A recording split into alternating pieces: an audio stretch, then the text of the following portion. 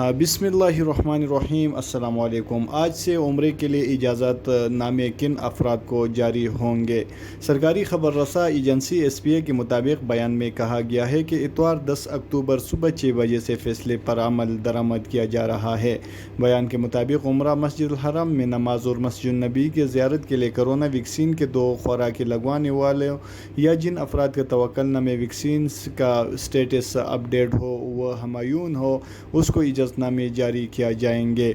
बयान में ये भी कहा है ऐसे अफराद जिन्होंने उम्रे, मस्जिद हरम में नमाज और मस्जिद नबवी में ज़ियारत के लिए पेशगी इजाज़तनामे हासिल किया ताहम वैक्सीन की दूसरी खुराक नहीं ली, उन्हें इजाज़तनामे की मनसूखी से बचने के लिए परमिट की तारीख से 48 घंटे पहले वैक्सीन की दूसरी खुराक लेने लगवाना होगी। वज़ारत का कहना है कि सऊदी अरब में कोरोना वबा की सूरत हाल में पेश रफ्त के मुताबिक तमाम एहतियाती तदाबीर और इक़दाम किए जाते हैं और ये मुमलिकत के पब्लिक हेल्थ अथॉरिटी की जानिब से किए जाने वाले इक़दाम से मशरूत है।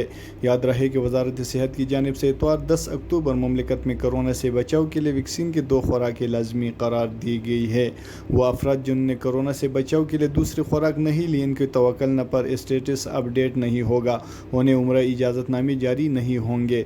10 अक्टूबर से तवक्कुल में हर वो शख्स जिसने वैक्सीन की सिर्फ एक खुराक ली होंगी या वायरस से सेहतियाब होकर वैक्सीन नहीं लगवाई होंगी, इसका डेटा महसिन महफूज नहीं आएगा, जबकि उम्रा इजाज़तनामे के पहले शर्त तवक्कुल पर उम्मीदवार का स्टेटस महसन होना है।